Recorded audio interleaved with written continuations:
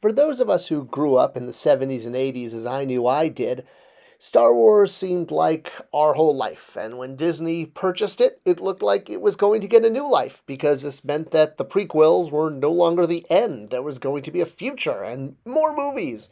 And one of the first things Disney announced, of course, was exactly what these movies would be and that they would be sequels. Episodes 7, 8, and 9, right? Are my Roman numerals correct? Yeah, okay, I did that. I'm used to Arabic numbers. Anyway, one of the consequences of the sequel movies was the expanded universe, which kind of told the sequels to Return of the Jedi had to get, well, abandoned. More or less shuffled off, turned into legends, and it meant saying goodbye to things like the Zahn trilogy that introduced really cool characters and situations, or, of course, the Dark Empire series and sequel from Dark Horse, which was one of the first things that really visually brought Star Wars back in the early 90s. And then, of course, the beloved Star Wars Holiday Special would no longer be canon. Okay, well, I mean, there's always a silver lining to everything. Trust me, you will want that hour of your life back. Don't do it.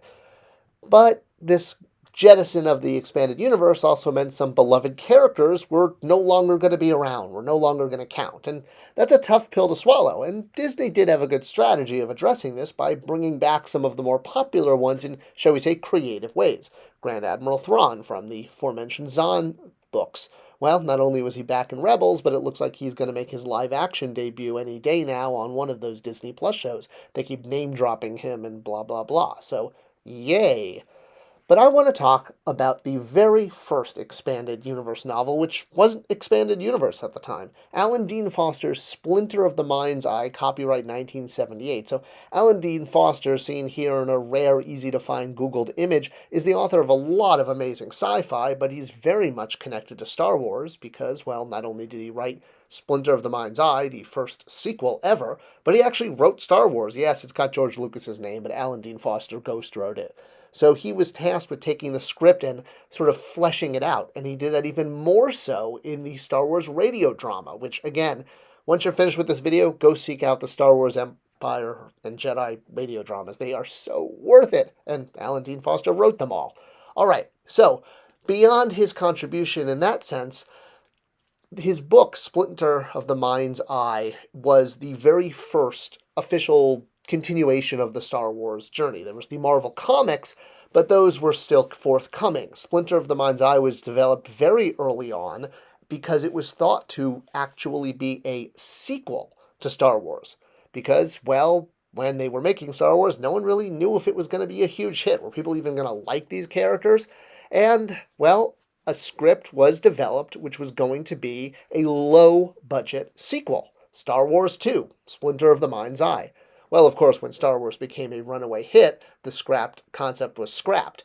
But you have to remember, back then, this was kind of a wonky thing. No one had really ever tried. And, you know, whether you had Scottish, obese gangsters or weird alien makeup, sci-fi was coming out of sort of the Barbarella Planets of the Apes phase when there really wasn't a movie that spawned a huge product line. Sci-fi was still seen as sort of the B-movies from the 1950s with giant bugs and scantily clad women, and both of those things sound really interesting to me. All right, well, Star Wars came along and obviously blew expectations out the wazoo. I mean, even they had trouble finding a toy licensor at first. Nobody believed in this. The idea of a movie being able to make merchandise. And of course, that meant that the original concept, Splinter of the Mind's Eye, no longer needed to act as a sequel, and they could move on to an actual big budget sequel. But it didn't mean that this book didn't have huge contributions. And especially in this post-Disney world, it's interesting to see what has come back and how different aspects of this novel have been revisioned. So one of the things to look at is, well, I mean, there are some things that kind of wound up in Empire, such as the fact that the planet is described as a bog jungle planet. But, you know, what can you blame them? All Star Wars planets are supposed to be, you know, one ecosystem only, or it ain't Star Wars. I'm looking at you, Jakku. All right, we also got double-seater Y-Wings, which became a thing later on. And, well, lots of other alien worlds, mining colonies, alien species. I mean, it felt like a low-budget Star Wars film, which is what it was. And it's really interesting that, of course, you have to have Vader show up for reasons, and he does, and Luke defeats him by cutting off his arm, because everyone gets their arms cut off. I guess it's a reversal of Empire. Now, eventually, this would get remade as both a comic book graphic novel by Dark Horse that would then get republished by Marvel and then be used as artwork on the book, which would get republished as a Legends book. So, yeah, you can still get this on shelf or find it for 99 cents at McKay's Used Books, which is what I highly recommend. And it's had its legacy in terms of fans. There's been plenty of custom action figures. Still no actual figures from this, despite the fact that you get really cool moments. It's basically the story of Luke very much post A New Hope, and he's living his dreams high on life. He's a pilot with the Rebel Alliance and in love with Princess Leia. And, he talks about how his dreams of being a pilot is what inspired him. It really wasn't about being a Jedi, but that's sort of like the bonus ice cream on top. I mean, he remembers his training, and he talks a lot about Ben, always calling him Ben. Obi-Wan just doesn't seem to stick in this pre-Empire world. And it's really all about, holding his father's ancient weapon. I guess that weapon went back farther than Anakin at this time. It was like, a beloved heirloom of the Skywalker family. Hey, why not? And he lamented very much the fact that the Empire had killed off not only his father, but his mother as well, and blamed them for this. So, yeah, Darth Vader, his father, definitely not a thing, and he even refers to Darth Vader much more as kind of a henchman of Grand Moff Tarkin, that it really was Grand Moff Tarkin who was in charge. Darth Vader was just kind of there, which it really is true. It amazes me because we live in a world, post-Empire, post-Jedi, post every other Star Wars thing, the Obi-Wan series, where Vader's all, badass. But for A New Hope, he really wasn't, if you go back and watch it. I mean, sure, he beat up Obi-Wan and, sliced him in half, but Tarkin and Vader weren't even just partners. It wasn't like, two different supervillains. Tarkin was very much in charge of what was going on, and there's a whole dropped subplot where he was going to take over the Death Star, or rather the Empire using the Death Star. It's fleshed out a little bit in both the novel and in the radio drama that Alan Dean Foster coincidentally wrote, but it was in the original script too. But yeah, Vader's like Tarkin's bitch, and Tarkin basically, tells Tarkin, we're not going to consult with the Emperor before we blow up Alderaan. We're just going to do that. And there's a lot of moments when Tarkin really, flexes, oh, God, I shouldn't have shown this image. Now it's in my head. Can't get it out. Please move along. Thank you. So, yeah, the dialogue's there, too.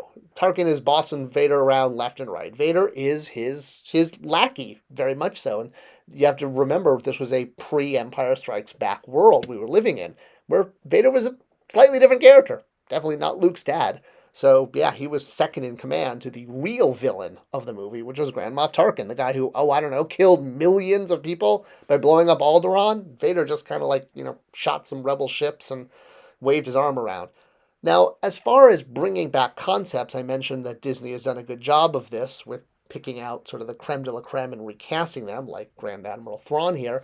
And it's interesting, things like Mimban, which was the name of the planet, the bog jungle planet that they're on. Well, they haven't used the phrase to strang anymore. I guess that got changed to dang ferret. Mimban did show up in the roughly seen Han Solo movie. I think I saw it once. That was it. I don't think I've ever watched it again. No offense, Han Solo movie. All right, well, either way, the name got reused and re-scooped up and now made canon as a planet where Han Solo meets Chewbacca, who's going to eat him or something. I don't know. I block out those memories. There's also an interesting species called the Yuzum, noting the spelling Yuzzem. So these are characters who befriend Luke and Leia while they're crashed on this Imperial mining bog world thing.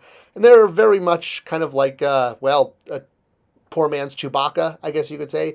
They hadn't signed Han Solo or Chewbacca, or rather the actors who played them, Harrison Ford and Peter Mayhew, to the sequel at this point, so they weren't written into the script. In fact, they only get one throwaway name drop in the entire book.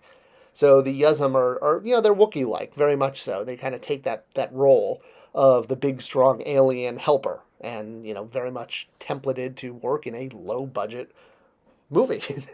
Now, it's interesting that Yuzum do appear in Star Wars. The name is different by one letter. It's now Yuzzum instead of an E, and it refers to this character here who is a native of the forest moon of Endor, which you may also remember from the classic hit Caravan of Courage, or from Return of the Jedi, one of the two. And while they are from Endor and share that home planet, they do appear in Return of the Jedi, not on Endor, but on Tatooine, in Jabba's palace. This was the original version of Yuzum that is in the movie. I mean, you probably have to squint. But he was redone in CGI as a secondary singer in the Cy Snoodles number for the Max Rebo band, so blocking that image out too. All right, then finally, one of the big things that has remained from Splinter of the Mind's Eye is, of course, the Kyber Crystal, which you probably know from watching Rogue One is the MacGuffin that kind of drives the characters, I guess, forward. I mean, more or less, and it's, that's a big cargo case that gets attacked on Jeddah, and they're trying to steal Kyber crystals, and it turns out that Kyber crystals are what's inside of a Jedi lightsaber, and blah blah blah, etc., etc., etc. And that's very cool, and it's great that it goes on, but that's not what the Kyber crystal was in Splinter of the Mind's Eye. So while it got reimagined and it remains in the Star Wars universe, originally it was a single crystal. It was one crystal, and it enhanced the Force. It wasn't what went in a lightsaber. It just made Jedis more, it enhanced your powers +5, like a Dungeons and Dragons thing, right? So I'm glad that Rogue One brought it back. But in the book, first we meet the Splinter of the Kyber Crystal, just like Ezra had that little crystal. And then eventually the entire crystal shows up in the end, and of course Vader shows up and first has a fight with Leia, not knowing that she's his daughter because she's not at this time. And then of course that's followed up by the obligatory Luke versus Vader battle, where Luke eventually chops off Vader's arm, sees blood come out, and then Vader falls down a well, because this is Sparta. I mean, Mimbam. And, well, that's about where we end. Oh, by the way, yeah, Leia's then healed by the full Kyber Crystal. So maybe that's where the origin of Jedi being able to heal things come from, right? It's canon. It was there since 1978, right? They didn't just, make that up as a new Force power because, reasons. Why would anyone just make up new Force powers? I mean, come on. All right, so while the book, the concept, the screenplay, Splinter of the Mind's Eye does live on with fans, it's really cool that different elements of it have made their way, especially now that Disney has revamped the expanded universe. It's finding ways to get those cool things in there. So, yeah, I'm glad we got Kyber crystals, even if you can now buy them at Disneyland from a vending machine. Society just progresses, doesn't it? All right, well, if you haven't checked it out, I do highly recommend it. Splinter of the Mind's Eye. Great book. Lots of fun to read, especially kind of another view of what that world is like before Empire Strikes Back came out. If you enjoyed this video, I hope you'll share it with others. It's the best way to show support for this channel. Thanks for watching, and I'll see you next time.